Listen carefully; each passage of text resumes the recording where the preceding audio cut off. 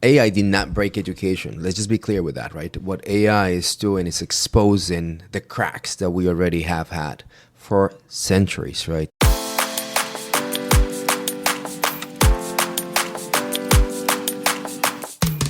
Welcome back to Generation AI, where we demystify artificial intelligence, AI, and how it reshapes our life and work. I'm JC Bonilla, COO and head of AI at Element 451. Hey, everybody. I'm JC's co-pilot here, Ardis Kadiu, founder and CEO of Element 451. Today's episode, we're gonna we did a little bit of a different intro, and we have a special guest with us today. But today's episode is really a deep dive on one of the most kind of urgent questions that are facing educators, parents, and even technologists. And as a parent myself, I've been kind of struggling with this lately. What is AI actually doing to learning, to teaching and learning, or to student learning? And today's is about the shift that's already underway. AI isn't necessarily it's not necessarily the future of education. It's the present, right? It's happening right now, and we're seeing a lot of these artifacts and a lot of articles happening from the classroom to campuses to corporate training. We're really seeing a huge measurable shifts in how we teach and learn and even work. And in the classroom, this is becoming more and more irrelevant. So that's kind of what we're going to focus today. Well, not only the intro is slightly different, we also have a variation on how the content is going to flow. I'm very excited to be welcoming Michael McGetrick. Mike is joining us today as a friend, expert, and someone who it's in the epicenter, like us, Ardis and I, on all things education. Mike, principal at Spark 451, veteran educator, creative technologist.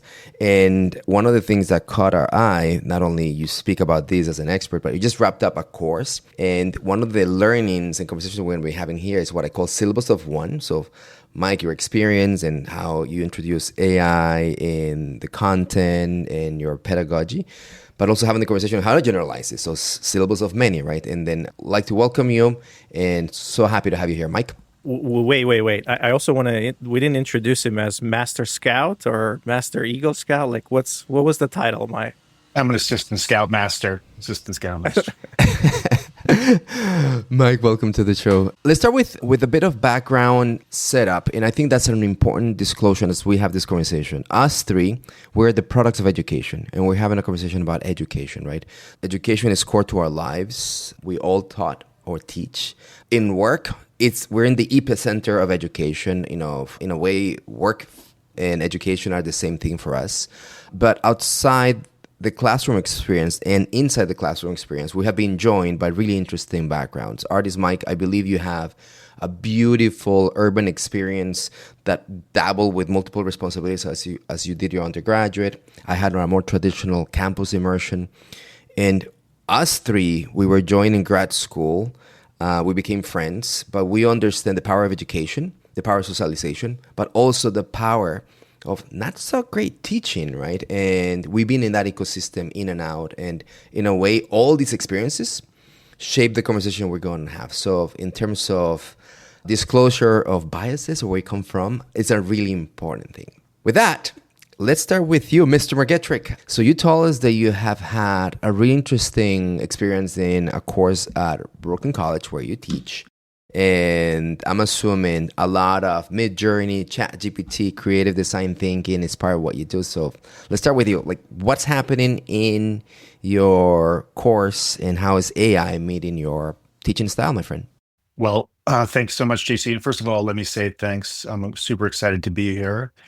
Not only, are we friends, and we've been friends for a long time, but I've also become a fan of your guys with this podcast, and I'm an avid listener. Yes, we have a groupie, Ardis. We have a groupie. I like to listen to the podcast on my way home from work and way to work to keep me caught up on the latest models and the latest releases. So thank you guys for doing this. I think it's really important for the community that you're putting this together. There you go. Thanks, Mike. Means a lot.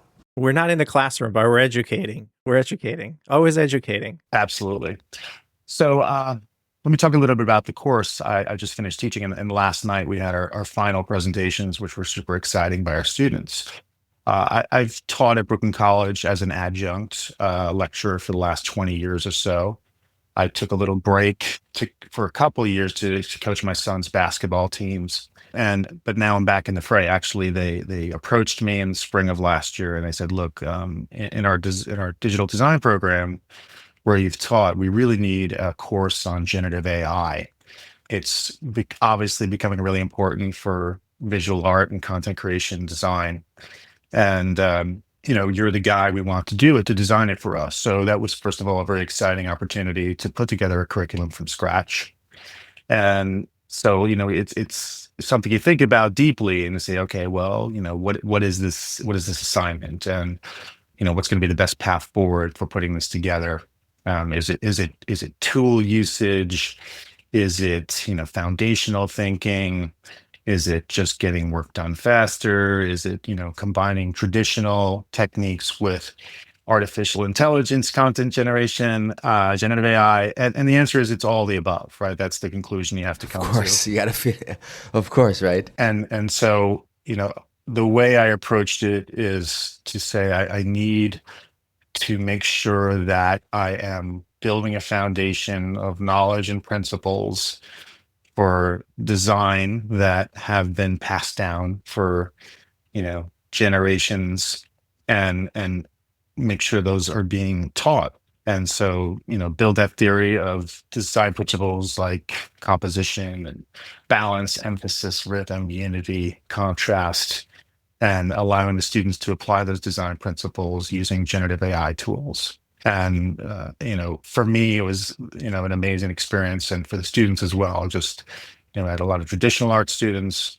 I had a lot of students from other disciplines who were excited to see this in the course catalog and registered for it. And so, ultimately, in the end, we had some great outputs from it.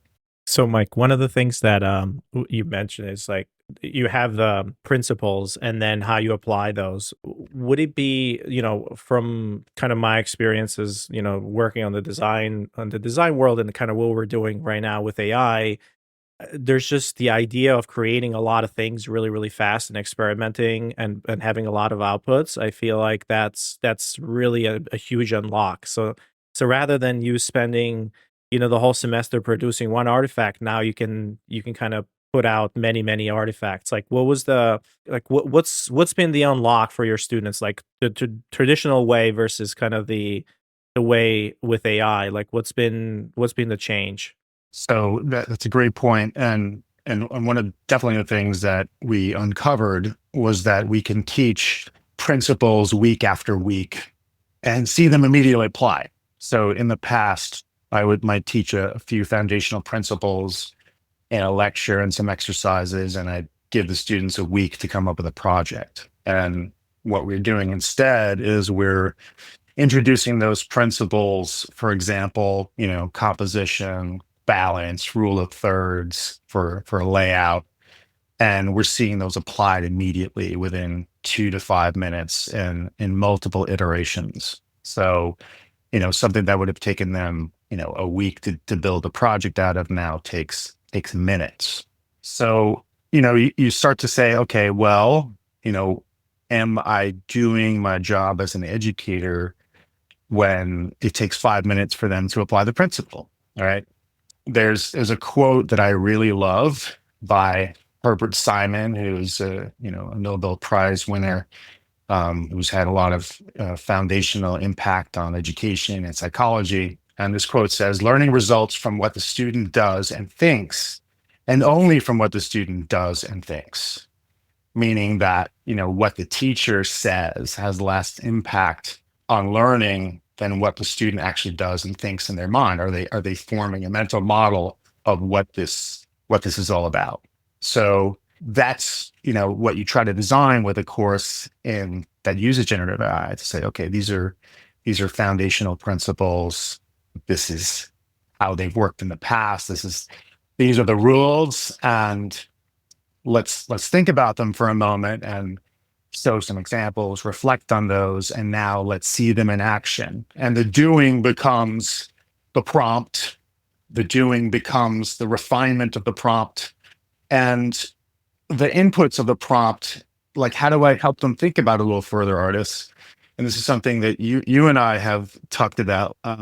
Now, I think you've used the term data features when defining elements that go into a data model, a predictive model.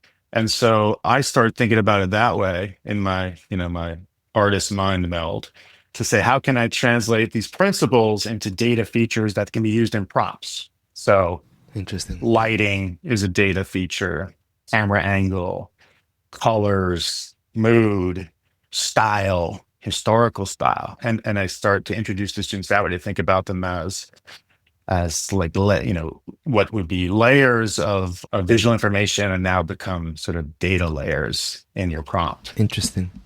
Yeah, and that's really how these models think too, right, Mike? Is it's like they call them concepts, and we talked about that in this podcast before, where starting to think about like what is the world of these models and like putting concepts together. So the idea of like how can you trigger the right concepts and kind of guide it on the right concepts, and so the person on the other side or that student really becomes more of a kind of a curator and says, hey, I have a vibe of what this needs to look like. The lighting needs to be this way or that way. And it's like waves the wand and they don't really have to do the craftsmanship part goes out of the window now. They're just creating the idea.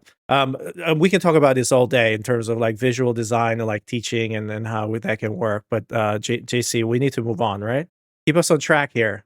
Yes, you two are going to be fun to have. Too many stories of art. And by the way, Ardis and Mike have an artistic background, creative background. So sometimes they nerd out there. So hopefully that'll come out. So a question that Ardis brought to you, Mike, and I'd like to use that thinking to move us to this next section, right? Is this idea of the time to value from pedagogy, aka the assessment, right? And all of a sudden we start thinking about, my gosh, I can have my students do not a project a week, but 11 projects a day and then have this repertoire change.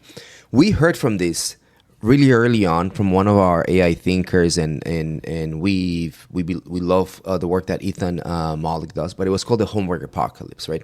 Pedagogy, in the terms of I teach you this and I assess it, right? It's kind of the balance between how a curriculum is designed and syllabus, and 50% of the grade is given to a final or whatever, right? Now what we see is that through the introduction of AI, it puts a lot of stress on how do I think about a paper? How do I grade a paper? How do I start thinking about the effort of doing coding, right, as the one project versus the coding that you can do in 30 seconds, right, and multiple iterations like that. Taking this to the next level, we saw a viral article going out in our community from New York Magazine calling cheating your way via AI.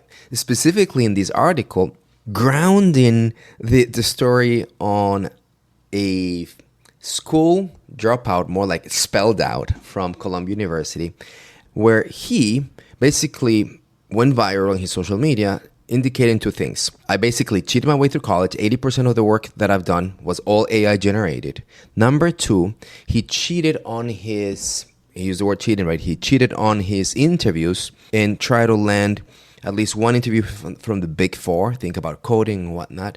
And the premise is it cheating because I need to produce something, or is it taking advantage of the tools today to generate that, right? And it's a really interesting divide because it puts all of us at odds. Are these things creating loopholes in the process, or do we just need to use these loopholes to rethink the process? And Mike, you already a survey of one, but I think this is a really interesting dilemma.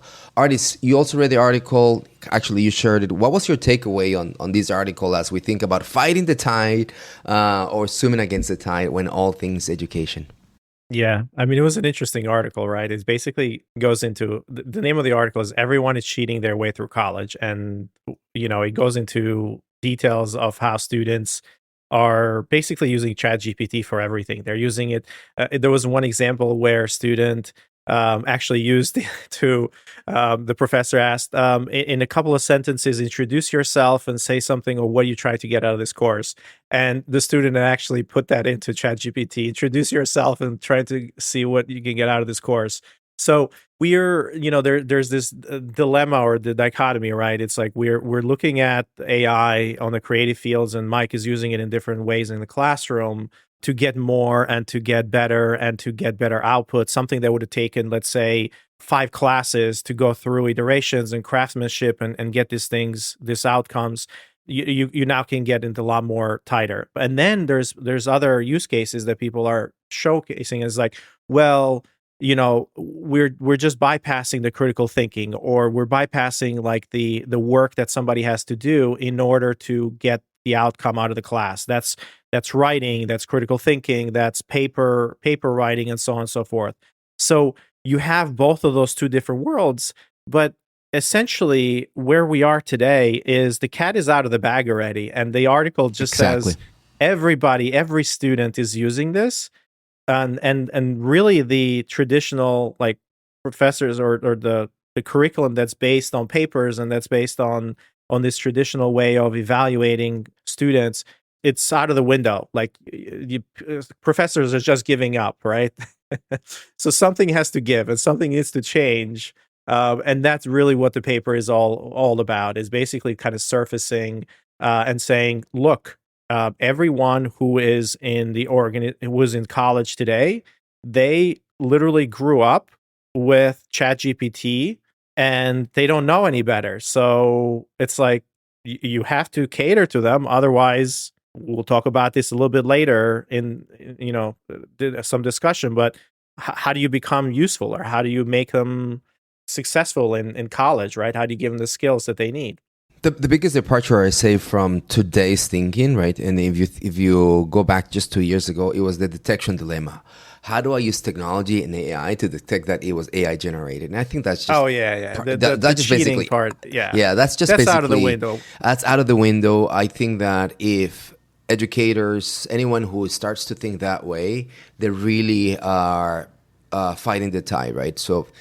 But then it puts us into the redefinition of learning, right? So, Mike, question for you. I don't know if you were in this school of thought, given that you are only a young pup, but the people that you trained, right? They probably created they're not drawing creative, right? So, but if we go back to like circa 1950s and 40s, like, drafting was something that was pen and paper, right? And if you rule of thirds or composition, then you probably needed to do those things. So circa 1990s, introduction of technology and creative. So all of a sudden, like, you teach that way. Circa 2025, then you teach with this, redefinition of the way to produce and be creative, aka AI. So for me, that's just rethinking all learning, right? So, but the outcomes, the whole process changes. So isn't that where we are today? Like, what's your take on this? So, a couple of quick takes are that, NYU has defined some rules about AI in education. And Clay Shirky is their vice provost for AI in education, who's, a thought leader on all this stuff. I teach a few courses there. And their position is that seeding is not the biggest danger of AI in education, but rather learning loss is the biggest danger. And so how do you prevent that? Like, so for them, blanket bans on all uses and assignments are just ineffective. So what their position is rather that the faculty should make the decision on defining the usage of AI, either completely banning it at their own peril, perhaps, or defining how it can be used on which particular assignments you can use it for. For me, I really think that, in order to properly apply AI and generative AI, you need to have some visual literacy and understanding. Those are the basics. That's going back to pen and paper. Is that what you mean? Yes, at least have the literacy of it, right? To have an appreciation of what is good, and so that it may drive us back to re-embracing of humanities and the liberal arts as foundations. However, that manifests itself in the AI world, but having an understanding of what has come before you in order to understand that output and appreciate it, and have some perspective that this is the right answer. And because I tell my students, you own the output. You own the output of this. And if you present it to me and it's wrong, or it's something wildly different from what the assignment was, and you said, "Oh, well, that's what the AI gave me." That's your mistake because you have to own the output of it. And so, in order to be a good owner of output, whether as a student or a professional, you have to know what is good and what is the right output. Mike, you're talking about outcomes, right? And I want to take us back to a faculty member that has shaped us all, and she's been a high influence. And Lord Fayard, hello. I think she's in Portugal at the moment. I don't care how long it takes you to do it. I'm going to grade you on the quality, not on the effort. So the outcome, it's on getting it right, and the quality aspect. And we're talking about a paper, and then, someone made a 3,000 page paper, and it took them 5 million years to produce it, right? And then it was not good. That's the effort, right? Now, the quality is that someone in 5 pages can have a much more meaningful output. They own it, to your point. And all of a sudden, they get a better grade, right? So this is aspect of redefining learning through outcomes. But also what I wanted to tease out here is the grind. A lot of academic learning expectations that you have to grind it. So I need you to go through it, and it has to be a 50-page paper. I mean, that notion of the grind and the mental aspect of teaching, I find really interesting. I personally, on my teaching, I have moved away from the grind, but I have to tell you, reacting to your point, the basics, the appreciation of the work, sometimes I've designed things, and I don't care whether it's AI or not, because I want to also teach as part of the outcome, the process of getting it wrong or the grind and whatnot. So wondering if you artists and can go back to a bit of the refining learning, but there's the aspect of the pressure, the balance between mental health and, the grind that goes in education. Does that make sense? Yeah. Well, look, we have to separate the two, right? Because right now we're talking about how do our brains grow, and there's friction there. So you gotta battle against the problem, and if there's no friction, if the problem is not hard, or your brain is not stretching and it doesn't know the answer, so it's kind of think through it. That's kind of how it grows, right? That's how you learn new things. Like, you don't learn new things by memorization, rogue memorization. We know that that's not the way that we learn, and that's how we think. So rogue memorization doesn't work, but you have to reason through problems. You have to have hard problems and grow and grow and grow harder and harder. So that's one part of it, and we know that that's how we do it. So when you get the answer right away, there is no work that's been done in between. It means that there is no growth, there is no learning happening there. And what Mike's is talking about, or what we talk about, education and learning, is how do we evaluate the student that they're actually doing that growth, that there is growth in between there, and how do we make sure that they're growing? But what you mentioned around mental health, education hasn't really changed in a really long time. It's it's been, the pedagogy and the way that people are taught it's been the same, right? There's hey, there's a corpus of information, you got to learn it, you got to go through it. There is, exercises, there's things that you need to do, and you got to go through that. But the personalization part and how people learn, I'm not saying that there's different modes of learning, right? But how you struggle through things, and how you have coaching and how you have help, that part of it has not changed, right? It's you're kind of left to your own devices to do that struggling on your own. What's happening now is that you have mental health, and you're talking about mental health. It's really all the other inputs that are part of it, right? It's all the social media, and it's all the world has gotten even more complex and very, very confusing, and there's a lot of stimulants that are coming in. So our brains are not meant to do that, right? So it's how do you reason about all these different things? Of course, you have one of the most anxious generations right now, which you talk the whatever you want to call it. You have more kids on and more even young adults on kind of ADHD medication than ever, and this ability to how do you hone your brain so it's not overstimulated, and you call that the anxious generation. So that's where you're talking about the mental health part. But looking, separating that from education, those are a little bit different, and I don't know if we're really prepared to talk about how that kind of fits in. But yes, the stresses are going to come in, and we're going to take shortcuts, just like everybody does. We human take shortcuts. So this is no, that's the part perhaps we should raise. It's Are shortcuts driven by where we are today as a society with all these different like short attention spans and everything, or are shortcuts a technology that is being introduced and it's part of the technology and it's technology's fault necessarily that people are doing shortcuts? But that's the point. And before we go to Mike, your point is well taken. But the shortcut, right, could be a construct for your cheating, right? So in a way of the grind, the mental healthness aspect that I was trying to bring up is that the what is the outcome, but higher education also has a very, very rooted passion towards the how.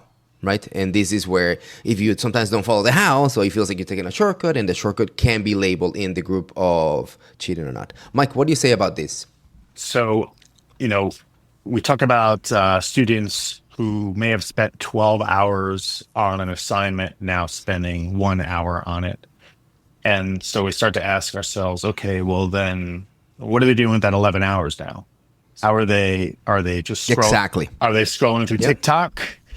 Are they, scrolling through memes and vegging out, or are they doing something that's going to mentally engage them and bring them sort of that dopamine induced learning moment that we've all had where we've read a great book or solved a problem on our own, that we've all had that great learning experience. And I just worry that those opportunities are being replaced by mindless scrolling on social media. And so we may need to make sure that our students are, if they're going to be spending less time on assignments because of generative AI, are they using that new spare time in a constructive way?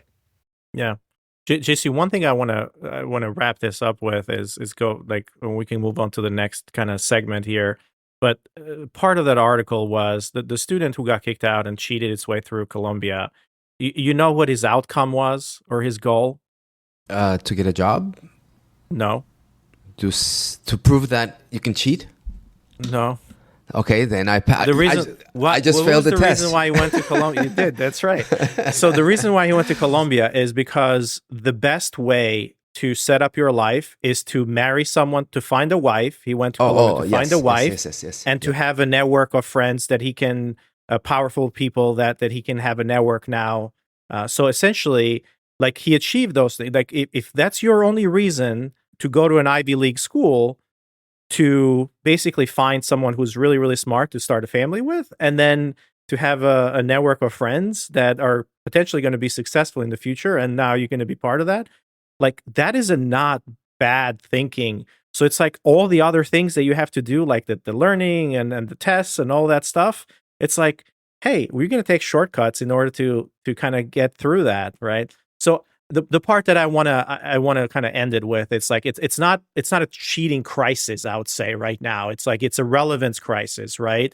And AI didn't really break the system. It just really exposed how outdated it already was. And now in modern world, like how do you think about skills? How do you think about outcomes? How do you think about trajectories and how we fit into the society? Education and higher education specifically really needs to adopt to kind of to match those. Yeah, and the holistic education, right? So what I get in the classroom and the outside the classroom experience, super important. Let's stay on the in-classroom experience, right? And I think that a really interesting data conversation that we can have, it comes from a study that was just recently published that is looking at 51 studies on the effect of ChatGPT and learning. Never mind how it helps me find my partner, get drunk for the first time, or all the incredible things that we built as humans around our educational experience, which are valid, right? So before we go to the data, I just want you to know that this is not an AI component, and this shift has not been an AI component. The first time I heard it was in 1995 when Dr. Leo Alsetian taught us in freshman engineering class. A students become professors, and the C student becomes the CEO and the boss of the B student, right? Alluding to the aspect of learning and then social skills and all those kind of things. But back to learning, back to the in-class experience. I know, Dr. Leo Setian, in heavens, love you. What kind of student were you, JC? I was an A student. You're an A student. I was It an A figures you're a student. Professor Bonilla. Yeah, I know, but I do over index on hand gestures and jazz hands. So I don't know, maybe there's a bit of both. Either way, learning performance, learning perception, higher order thinking. Think about these three things: learning performance, learning perception, and higher ordering things. And we're gonna have this conversation about how studies, if you do a control experiment, is you do your thing through traditional learning methods, or it's enhanced, supported, done via ChatGPT. So the first study on learning performance, a very, very big effect. When you look at these studies, the effect means that if your outcomes are way higher, right? You look at the dependency of the intervention, in this case, learning via ChatGPT, and it was probably the largest effect, specifically seen on skill-based training and problem-based learning. But here's a caveat. The students that actually had better results in learning performance needed 4 to 8 weeks to drop that, to achieve those gains. And specifically on skills-based learning. So how do I gain a skill of writing better, or doing a code, or problem solve? How do I solve this mathematics hypotenuse problem, things of that sort? Reactions to this first prompt on learning, what do you guys think and walk away as we talk about learning performance and knowing that in the effect of 4 to 8 weeks, learnings did better if you're skill-based or problem-based? Does that ring a bell in your personal lives as well? So this is maybe I can. So I guess what we're saying here is that, again, this study is a meta study, meaning like it's looked at 51 different studies across K-12, higher education, and then trying to categorize these, groups and saying, okay, how does ChatGPT affect, learning performance, learning perception, and so on and so forth. And if we're focusing on learning performance, which is skill-based, meaning how do I do X, or how do I learn something like this, or problem-based, how do I solve this problem? You have to use ChatGPT for 4 to 8 weeks. And there's a huge benefit to that. Like the performance is increased drastically by using ChatGPT. It makes a lot of sense because when you think about in-context learning and when you think about personalization, you need to know, like, ChatGPT breaks it down for you and kind of explains how the certain problems get solved. And if it's a math problem or if it's, an English problem, like, you're not just getting an output, you're basically saying, how do I solve this? And it's going through that in a easy way. The way that we use it, you think about, like, explain this concept to me as a 5th grader or as an 8th grader or as X, right? And I see a lot of those prompts being used. Even my kids sometimes, or whatever, like, if we need to show something, like, you can explain a concept in a level that perhaps you don't have access to that teacher in order to do that. So now this is kind of an introduction to personalized learning, to explaining concepts, and I can totally see how that can be very useful and improve that performance. Mike, what do you think? Like, are you using stuff like that? For example, it's like, hey, how do I explain this concept? For example, like, I have a difficult time, like, in terms of, like, how do I position something in order to have analogies or whatever. Like, those are, I don't know, like, I use it that way, but how about you? Well, I mean, first of all, for students actually performing and delivering on exams and assignments, certainly the intervention of tools like ChatGPT makes perfect sense that they would improve, right? Like the ability to have that one-on-one tutor, have difficult concepts explained to you in a level that you're going to understand. It makes perfect sense. And I see it just like you, artists. I see it with my kids. I see it with my students, and it the writing becomes very good. And I just hope that they are doing. I ask them to say, please, if you're going to use ChatGPT in your writing for assignments, please use your own thoughts. And if it's a paragraph or two, please write it on your own. Please don't use ChatGPT. You should be able to construct a paragraph on your own. And so I'm straddling the line here, guys, on being going back to tradition and allowing the use of the tools. But I encourage them, when possible, to use their own language. Cat is out of the bag, Mike. Sorry. Yeah, counts at the back. That's true. But with artist example, there's two things that we're blending, right? Performance is I need you to know how to compute an average or the standard deviation, or I need you to know how to use this, right? And then there's a direct effect and a large effect when you spend the time and use for skill based. This is the thing that I want to go before I go into perception, because artists brought perception, the idea of concepts.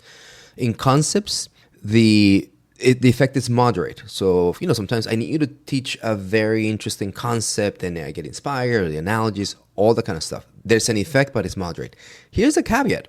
Either on perception is more than 8 weeks. For performance is reported 4 to 8 weeks. You know what a typical semester course is in a, traditional higher education? It's 15 weeks. So it's a really interesting thing that half of the course need to be designed to grab this AI muscle and make sure that it works, so that the second half of the course actually it's plug and play, right? I find that to be very interesting because it's an investment of time. And this is the part that many of us, I think, skip through. Like, here's AI, go for it. And then a week later, we want the results. But, it takes time to prompt to perfection. And then you go back at it and creating your workspaces and whatnot. Now, here's the interesting one, higher order thinking. This is the part that half of, I would say, critics and challengers on, fighting the tide will say that it's making you lazy, it does the work for you, you're not developing this, high level thinking, but the effect is moderate. In other words, when seen, the research shows, in STEM type of educations, right, and AI comes as a tutor, there's a moderate effect that the students do better, right? And this type of abstract high-level thinking, which in my opinion is probably one of the best things that liberal arts programs or an overall higher education brings. Reactions on these as we can move on. So perception, performance, and higher order thinking. How do you guys want to wrap up this section? Artists? Look, moderate improvement. There's really nothing in here that basically says you can take it or leave it, but it really, ChatGPT, if we think about this, you have to use it the right way, right? So that's the part where there's a lot of pieces that are missing, and it works best when you use it as a coach and not necessarily like just giving you the answers. And that's the part where a lot of these studies as techniques and prompting techniques and the ability to use AI has evolved and these models have evolved. It's in these studies specifically, right? So they're probably using older models or the techniques for how do you use, kind of this coaching approach. It's not there. So I'm going to leave this one and say the jury's still out on it. If it's, improves your higher order thinking but I know from a personal experience that with the new O3 model, which is a thinking model, I use it every single time I need to think through a problem. I provide my concept, I provide my context, and I use it as a thinking partner. Essentially, hey, help me think through this, and that's perhaps one of the best uses. But that model has only been around for a couple of months, so obviously not part of the study. But as AI is evolving and these models become better and better at being that coach, so to speak, we're probably going to see, higher impact on learning on this part.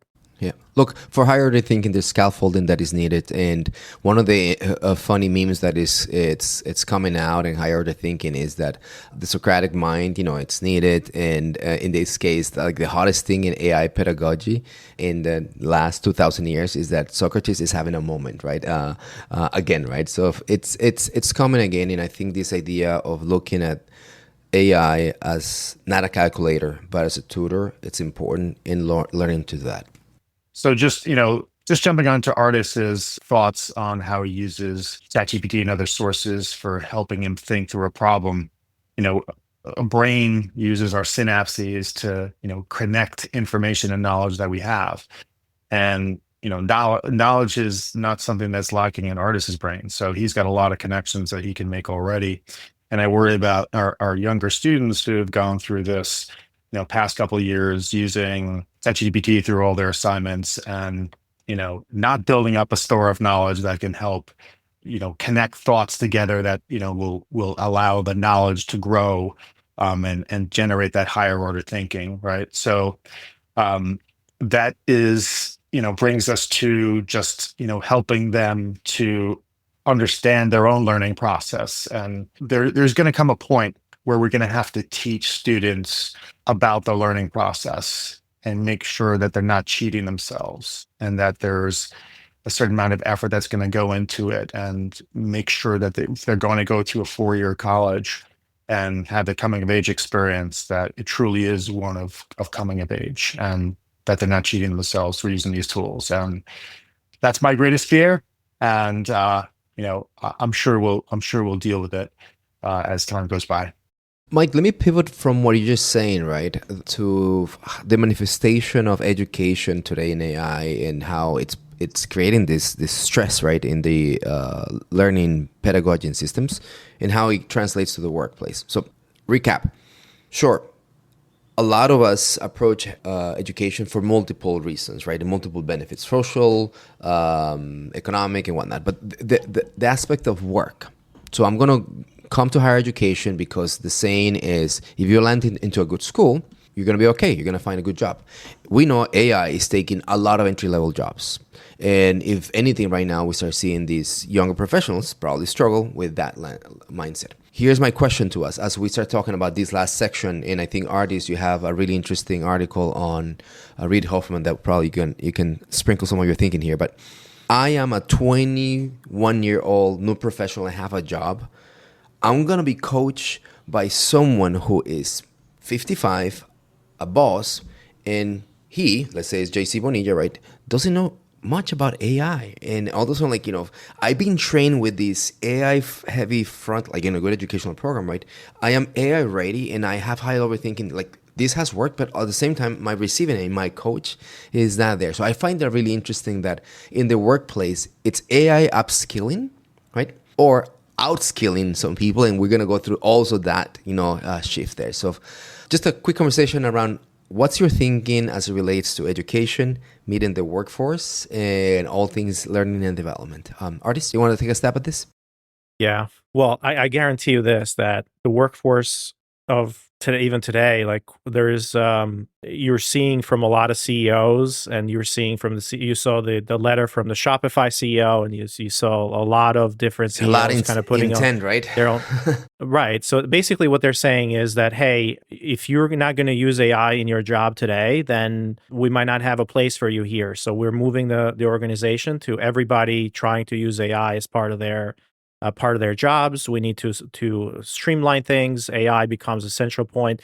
If like you can't have headcount, expansion if you didn't try to use AI to kind of accomplish that tasks. You saw big changes and workforce reductions from Microsoft and a lot of other companies over the last couple of weeks. So what's happening is that AI is becoming a pivotal kind of component of your skill set that you need in order to accomplish jobs. So students who are who are going for jobs right now, like they're actually getting asked, prompting questions, or they're getting asked, how to do something with AI. So they're coming to the job force needing to know that, and that's what's happening to students that are currently in college. They're going to need this in order. Like, to what extent they're going to need to do that, like, I'm not really sure, but the skills that they need to work with AI in order to accomplish tasks, it's happening today, and it's going to be even more relevant over the next months or even years, and it's going to even accelerate even further than that. One of these sound bites that I find super interesting, right, is that this new workplace, right, requires in your resume you don't build, proficient in Excel, right? But I've managed, I don't know, core rights GPTs, or able to manage 110,000 AI agents. Like, those are the type of attributes that we're going to see demonstrated on resumes, which puts the pressure on how people are being retrained and upskilled towards that. Mike, what do you think about the workforce aspect and how you experiment? How you feeling these as the leader in the creative sector, and you manage teams as well? So I've been seeing these corporate memos from CEOs about AI happening more frequently. It seems to be in our zeitgeist that if you're a CEO, you have to release a memo like this. And Hey, Have you seen Ardis? Have you seen Ardis? have you seen mine? No, just kidding. I send one. well, you guys are ubiquitously AI, so you don't even have to send it. Everybody knows. So the big thing I hear is that it's not about AI replacing you, but AI being your superpower, right? And let's break down that phrase. Like if you're gonna have a superpower, and you're a superhero, it has to be something that's magnified, right? So if you're going to claim AI as your superpower, it's got to be magnifying something that you have a knowledge of and that you're have some specialty in. So if you're a up and coming professional, you should really be deep diving into something that you're going to enhance with AI, right? Whether it's marketing knowledge, accounting knowledge, international business, education, psychology, you name it. You're gonna have to know your subject, right, in order to have a superpower that enhances it.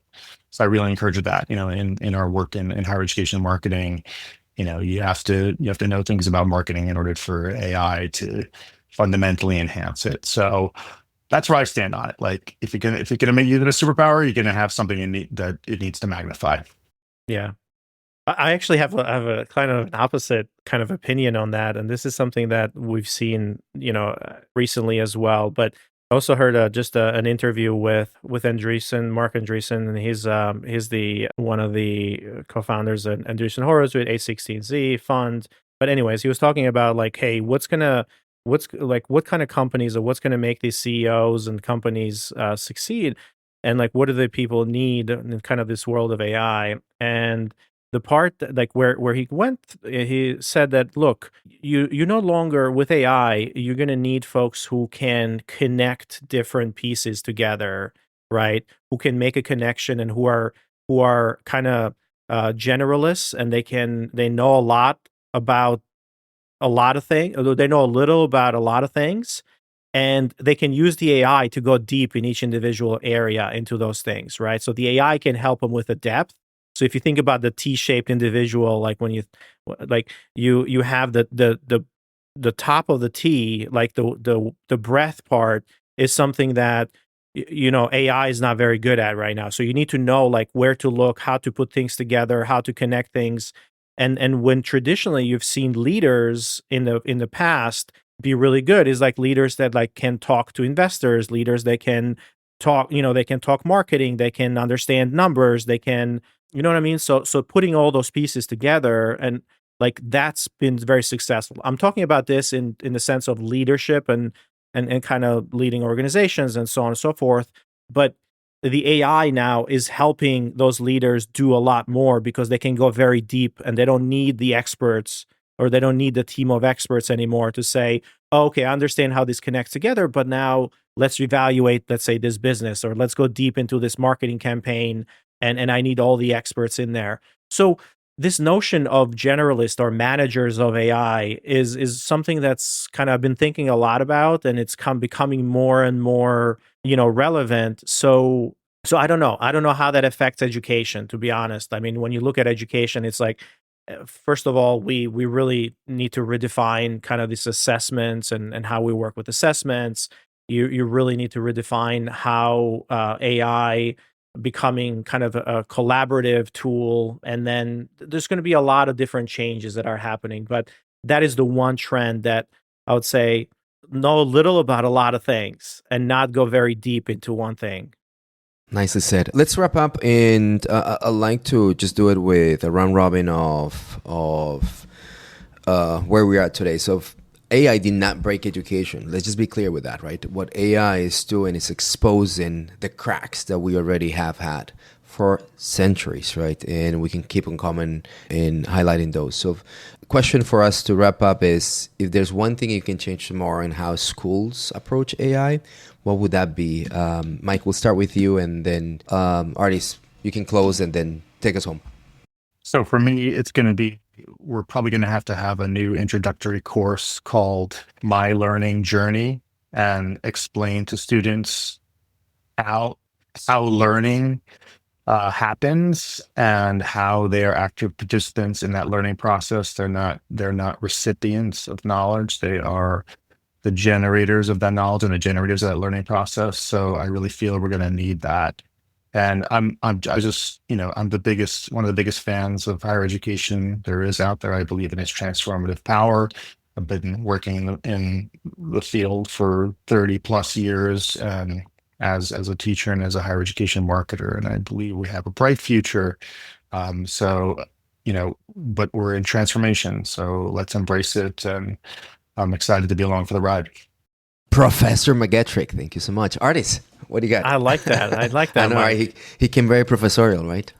No. That's a really interesting idea, because it's like a reflection. Is like when you think about, like when somebody shows you, like when you go to the gym and somebody tells you, hey, you got to do this exercises, right? You got to do this, and this, and then this is how you, like, they give you a cheat sheet, or like they give you a program, and you're like, well, I don't really understand it, right? So it's like, if I'm feeling sore right now in my legs or whatever, it's like, what do I do next, right? It's like so how, like, understanding how your body works and how nutrition works, and how the effect of your system. So like understanding the mechanism for which, like, how the system works, it's perhaps one of the best things that you can do in order to affect or to maximize your outcome around that. So what Mike's is referring to is like, understand how we learn and how we think and how our brains work, in order to understand, like, hey, make your own decision if you want to use the AI, like, to just get a fast answer, or if you want to use it as a companion to do something. Or, if you spend 5 hours on social media, this is kind of the effect that it has on your brain versus not. So I like that, Mike. I think that's a really good one. I'm gonna double down on that one. Like, we need 2 of those courses. 2 of those There we courses, go. right? With that, I just wanted to say, Mike, thank you so much. Appreciate you being here. It's been a pleasure, guys. Ardis, you want to close the episode? All right, friends. Mike, great having you here. JC, pleasure as always. We got to work on the pronunciations on some stuff, but it's all good. No, man, I gotta, come on. That's the mystique. Till next time, everybody. Generation AI is part of the Enrollify podcast network. If you like this podcast, chances are you're going to like other Enrollify shows too. Our podcast network is growing weekly, and we've got a wide range of marketing, enrollment, and higher ed technology shows that are jam-packed with stories, ideas, and frameworks, all designed to empower you to be a better higher ed professional. Enrollify is made possible by Element 451, the next generation AI student engagement platform that's helping institutions all over the country create meaningful, personalized, and engaging connections with their prospects and students. Learn more at element451.com.